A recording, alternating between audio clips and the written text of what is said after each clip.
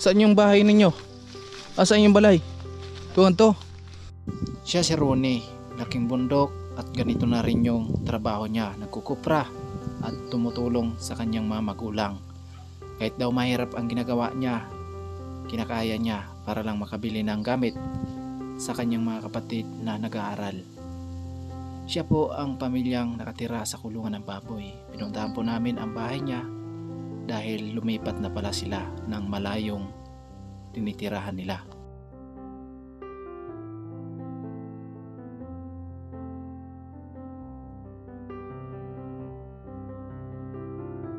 Naglakad kami mga kasani mahigit isang oras patungo sa bahay ng isang pamilyang nakatira sa kulungan ng baboy.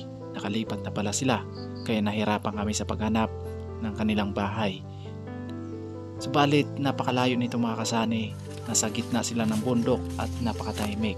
Pag nag-aaral pala mga kapatid ni Ronnie, dito pala sila dumadaan. Napakahirap na daanan nila.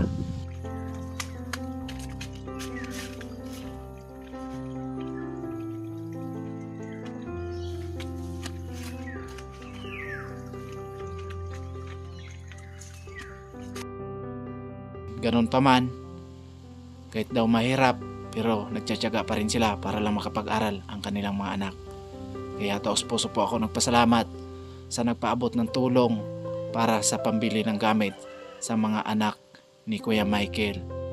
At maraming salamat sa lahat ng nakapanood sa video namin na ito.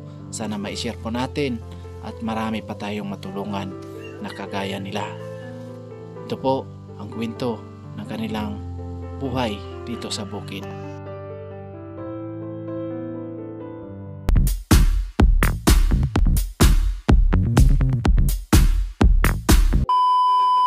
Yo, what's up mga kasani? Good morning. Welcome po muli sa ating munting channel. Shoutout na rin sa lahat ng minamalaming viewers, no? Lalo sa mga sponsor, especially kay Sir Beer Cubs. Ayan, good morning sa iyo sir at sa buong pamilya mo. At ingat lang po tayo palagi. At ngayon po ay time check tayo mga kasani. Alas 6 ng umaga at inagahan talaga namin papunta dito. Balikan po natin yung isang pamilya po na nakatira sa kulungan ng baboy. So dito na kami dumaan mga kasani kasi doon sa kapila ay wala na. Lumipat na sila. Nandito na naman sila dito sa lugar na to, no? Wala na sila doon sa Sitio Singkamas at nandito na naman daw sila nakatira kasi tapos na sila nagkupra doon. So dito na naman sila nagkukupra, no? So ngayon po ay puntahan po natin. At ayan, so tapos po talaga ako nagpasalamat kay Sir Beer Cubs sa pinapaabot niyang tulong para sa isang pamilyang nakatira sa kulungan ng baboy, no? At ayan, pababa na kami, kasama ko si Bunsoy. Medyo malayo to mga kasani, galing doon sa kanila ni Tate Artemio. At bababa pa tayo daw dito. Ngayon lang ako nakadaan dito sa lugar na to eh. Ayan. Pagod din. Umagang-umaga, saktong-sakto to mga kasani, exercise, no? Ayan, sa mga OFW natin dyan na patuloy naghahanap buhay para sa pamilya nila. Ayan, ingat na po tayo palagi. Alright. Pagod din. Ayan guys, pababa na kami dito. Di makadaan dito yung motor, kaya iniwan lang natin yung service natin. Ito po yung daanan dito sa bukid. Ayan si Bunsoy, kasama natin mga kasani, yung batang maguling. At nagpasama tayo papunta dito kasi hindi ko alam kung saan tong lugar na to. Kasi ngayon lang po ako nakadaan dito. Ayan, so wala na kasi sila doon sa Sitio Singkamas, yung pinuntahan natin dati. So nandito na sila eh. Ayan, ang dami na dinadaanan. Ayan, inagahan ko talaga alas 6 ng umaga talaga para exercise. Ilog mga kasanay, pero hindi naman gano'ng malalim, diba? Ayan po. Right. May kasama tayo, yung dalawang alaga natin. Jam! Ayan po, naiwan sila. Ay, si Bunsoy, malayo pala dito mga kasanay. Siguro nasa isang oras tayo maglakad. Baladaan tayo ng mga, kala mo walang mga daanan dito eh. Yan yung mga rinig mo dito mga kasanay, yung mga tunog ng ibon. Yan guys, Yan. Ito mga kasani, ito po yung bilis pala. Yung ginamit ni Kuya Jundre sa bahay niya. Ayan, shoutout pala kay Ma'am Obladi Oblada. Siya po yung nag-sponsor doon para sa bahay ni Kuya Jundre, no? So maraming salamat sa kanilang mag-asawa. Yan, at nakabahay si Kuya Jundre nang dahil sa kanila. Uy, nandito na si Ronron, oh. Eh mga kasani, nakita na po natin yung panganay ni Kuya Michael, yung isang pamilyang nakatira sa kulungan ng baboy. Ayun, naghakot siya ng niyog. Saan yung bahay ninyo? Saan yung balay? Tuhan to. Malawak tong kinukupran nyo, Ron? May bahay kayo dyan? Meron. Kala ko sa walang kayo sa ano yan, sa kinukupran nyo, natutulog. Ayun. Wala mong tutulong. Wala pa kayong bahay. Nasa kuprahan pa lang kayo, natutulog. Ayun po, si Ron no? Naghahakot ng niyog mga kasanay para sa kuprahin nila. Ayun po yung kalabaw nila. Buti may kalabaw kayo. Kaninong kalabaw yan? Sa tag-iya mo. Pinahiram sa inyo. Okay. Asan si mama at papa mo? Ayan, puntahan natin. Ayun po, diba? Nakita na naman tayo dito. Sila lang talaga yung may bahay dito mga kasanay. Ang layo ng tirahan nila. Grabe itong mga tao na to. Ayan. Ay si Jam Jam kasama natin. Jam, dali. Yun, yung mga bata, kawawa yun. Kawawa yung mga bata mga kasanay. Morning. Maing buntag sa mga Bisaya diha. Ug Bicol, maray na aga.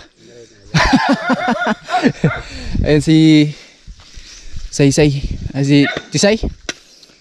Ay si Laika mga kasani. Hindi na natin nakilala si Laika. Ilang araw lang na hindi tayo naka-update sa kanila. Si Mike, tapos si Kinit. Yan. Kuya Michael mga kasani. Yan, kumusta Kuya Michael? Ay, ito mabuti pa rin na may trabaho naman. Wala na pala kayo doon sa kabila? Wala na. Layo na nilipatan nyo Oo, kasi dito daw marami daw pakupras dito. Ilang libo yung makupra nyo dito? Dito ba 5,000 din. 5,000? Oo. Saan kayo natutulog? Diyan sa... Ayan, kuprahan. Oo, dyan. So ano yung hatid nyo dito kay Michael, yung pagkukupra nyo? Ang 1,000 piraso, 1,500. Isang? 1,000 piraso. 1,500? Oo. So hindi ka naman lugi? Lugi din. Pero yun na yung pinakataas talaga ngayon, yung hatian. Tiyan. Yan si Bunsoy, magaling talaga si Bunsoy mga kasanay kasi sanay na sanay ito sa trabahong mga ganyan. Kumusta ate? Ganun pa rin. Kung saan ang kuprasan doon. Oo nga eh. Nabalitaan ko na, nandito na naman kayo. Pupunta sana ako doon. Sabi daw nila, nandito na naman kayo. Malayo. Malayo na yung tinitirahan nyo. Mas malayo pa doon. Mas malayo pa doon sa... So ngayon, kumusta naman kayo dito? Nilipatan nyo? Ayos lang din kahit walang bongbong ang amin hinihigaan. Istapahan? Tatapahan at kano. Pero lilipat kayo doon sa kabila? Hindi. Dito lang kayo? Dito lang siguro O paano kung lulutuin nyo yung niyog? Saan kayo lilipat? gawa lang siguro. Kubo-kubo. Yung mga anak nyo, kumusta? Hindi pa nakapag-aral kasi isang linggo na hindi nagpag-aral kasi malayo paghatid. May mga gamit na to sa school? Wala pa. Kung halimbawa kung meron silang gamit sa pang-school, kayo yung ihatid? Ihatid na lang siguro sa paralan? kuya niya. Lakad lang. Grabe mga kasanay, napakalayo dito kasi kita po natin yan, puro bundok yan, no? Nakapaligid dito sa kanila. Pero pag lampas mo talaga dyan, hindi pa yan, lalakad ka pa ng mga ilang kilometro. Mga kasanay, isama na lang natin si Ante, tapos yung anak niya si Laika. Sila na po yung tatlo na kasama po natin. Alright, so maraming salamat talaga kay Sir Bear Cubs, no? Galing po kay Sir Bear Cubs to, yung tulong na to, pinapaabot sa kanila. Michael. Marami pa lang salamat kay Sir Bear Cubs sa ibinigay niyang pambiling gamit sa mga bata. Sana lagi kang mag-ingat yan sa trabaho mo, sir. Maraming salamat pala sa inyo sa tumulong sa amin. Kaya hindi nakapasok si Laika, tapos yung isa yung Si Maika. Hindi. ay si Maika, At si Mike. tapos si Mike kasi walang gamit. Wala pang gamit. So ngayon bibilan natin ng gamit. So kaya naman hatid sundo ni Rune. Rone. Bukas kung may gamit na makapasok na sila. Oo. May bag ba sila? Wala pa nga silang bag. So bibilan na lang natin ng bag mga kasani kasi dalawa lang naman yung nag-school na. Dalawa ba yung nag-school lang? Dalawa na. Okay. Ayan. Grabe si Rone mga kasani ay batak na batak talaga to sa trabaho. No? Kaya mo, Soy, magtrabaho ng ganito? Kaya? Basic lang pala to kay Bonsoy mga kasani itong mga gawain ng ganito. Ikaw, Rone, ilang nyug yung pwede mong balatan sa isang araw? Ha? 1,000. Kaya mo na? Kaya mo nang balatan siya sa maghapon? Grabe mga kasani. Grabe. Siguro pasanayan talaga yan, no? Walang ibang trabaho, di ba? Ikaw, Soy, kaya mo? Hindi mo kaya? Hindi daw kaya mga kasani. Ay mga kasani, subukan natin magbalat ng niyog. Yan. Di ba? Marunong ako nito eh. Gawain ko rin to eh.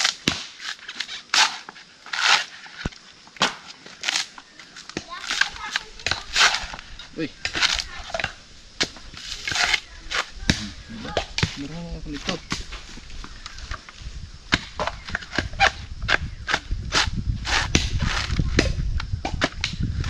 Kung meron mong pakupra, kaya ko pa rin.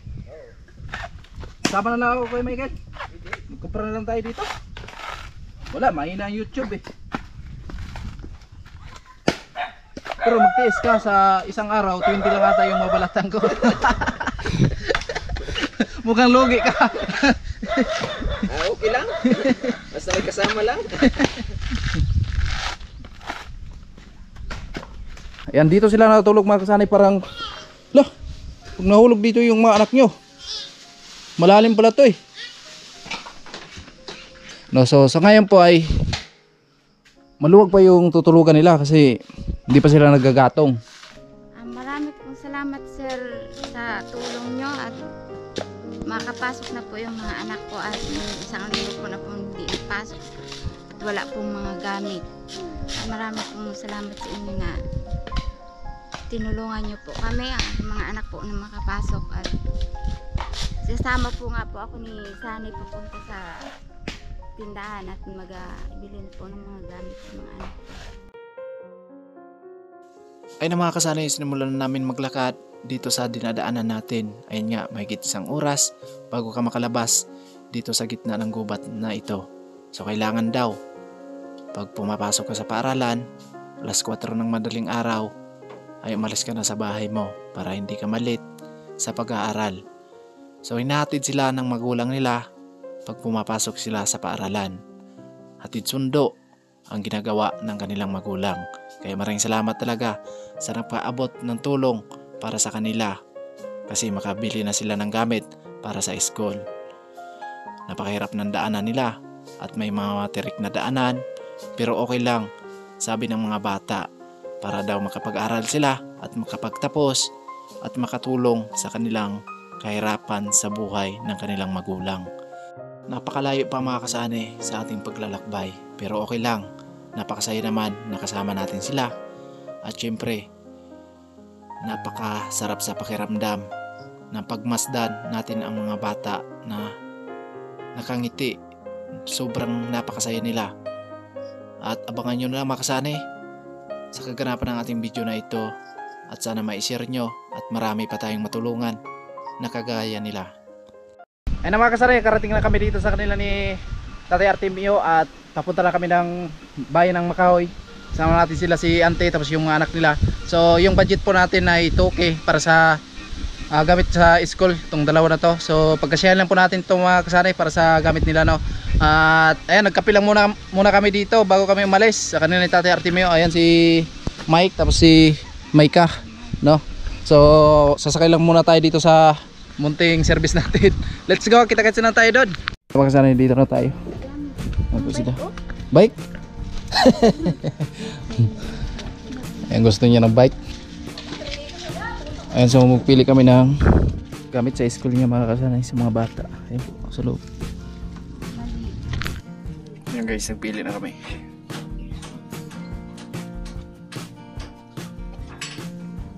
Ayan po, pili kami ng bag.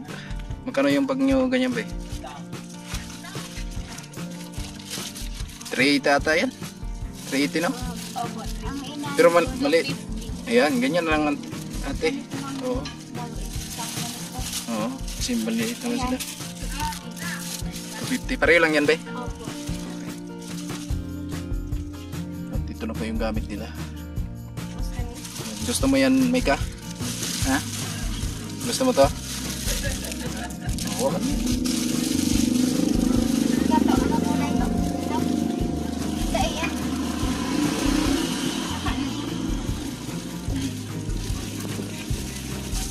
Yan. Yan, maganda yan. Pang lalaki. Yan na lang. Okay.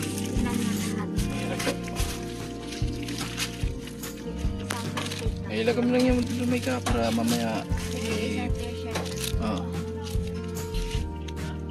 t-shirt para sa school nila makasanay, uniform. Be. Ayan. Iya ha? Tapos may blouse. Na? Ayan. Isa lang. Ay, makasanay. Bilhan mo na lang ate yung ano, short, no? Para hindi makakasanay. Gamit pa nila ate yung ano, gunting. O sige, bilhan mo na lang. Kompleto na sila, no? May color. Tapos ano pa? Dito na ata. Luwang punta. Ang kulay po. At ano? Ayan na mga kasani, ito na po yung nabili namin. Yan, may ko na sila, may t-shirt, meron na. Meron na. Ate. 1,801. Kano pa? 1,801. 1,801. So mukhang wala na, no? 1,801. Wala na, kulang na. So sa sunod na lang. Ano to? Sa sunod na lang kayo, bibila ng sapatos. So at least meron na kayong gamit. Ayan, babayaran po natin. Bayaran po natin. Salamat kay ate. So ipa-plastic po natin yan. Yan mga kasari. Ito na po, kompleto na po, no? Yan, masaya ka pa, Maika? Okay na. Pasok na bukas, ha? Ito na yung price nila. Ito na po yung resibo natin, no? Ayan, so kanina po yung total natin ay 1,801. So nagpahabol po ng isang t-shirt para wala na po tayong sukli. So nagpahabol ng t-shirt, ang halaga po ay 1,190 po. So nagtotal lahat po ay 1,991. Ayan na. Okay. Salamat ate. Salamat sa kanila. Ayun na mga kasanay, papunta na kami doon sa kanila, no? At ayun, nakabili na po tayo ng gamit para sa school sa mga bata, no? Ayan po si Maika. Ayan, mabigat? Kaya akin na. Mabigat pala. Hindi. At dito pala tayo dumaan sa kabila mga kasanay, kasi sabi ni ate ay malapit lang daw to. Maika, hindi ka ba natatakot dito pag kayo lang dumadaan dito? Takot kayo? Natatakot kayo? Ha?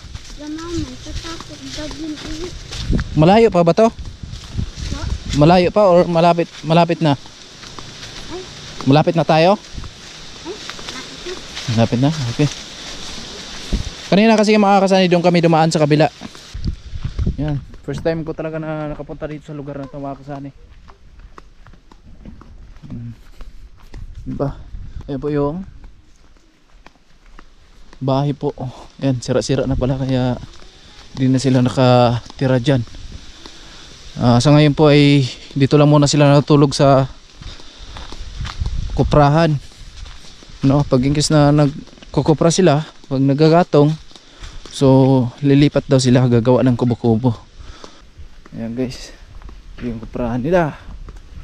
Buti hindi kayo malaglag dito. Ano ka sana? Ang daming butas-butas, no? Baka malaglag yung bunso nyo. Ayan. Yan, dito lang muna sila natulog. Ito pa yung pang-ulam nila mga kasani. Talong na sinabawan. Grabe lalim talaga dito mga kasani, no? Mag-iingat ka dyan to, baka malaglag ka. Oh, malalim dyan. Ha? Yan, dito kayo natulog, ante. Pag tuwing gabi, tapos open lang naman. Hindi kayo nilalamig. May trapal kayo. Pag tuwing gabi nilalagay, kinakabit nyo. Okay. Kala ko walang trapal eh. Ayan mga kasani, ito na po yung nabili natin. Kaya thank you very much talaga kay Server Cubs, no? Ayun, so mayroon na pang uniform nila sa school. Tapos mayroon silang bag. 250. Ayan. So ito lang. Ito po yung lapis nila. Tapos papel. Ayan. Tag-ilan sila, ante? 6 sila.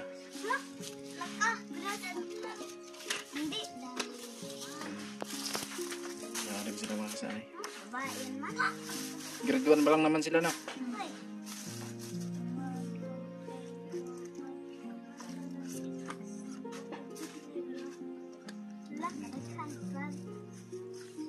Kayo, aral kayo ha. May color sila, ante. Tag-iisa sila?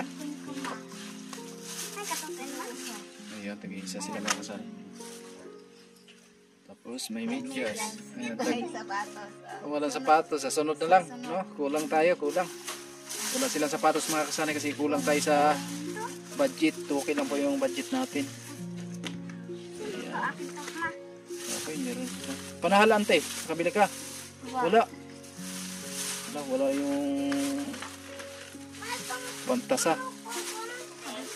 Maraming pong salamat sir sa tulong ninyo sir at makakapasok na po yung mga anak ko bukas at hatid sundo na po sa eskwelahan. At Paano kung walang nagbigay ng gamit para sa kanila? Hindi makapag-aral tong dalawa. hindi pa po at naghihintay pa sa makapisa ng kupras.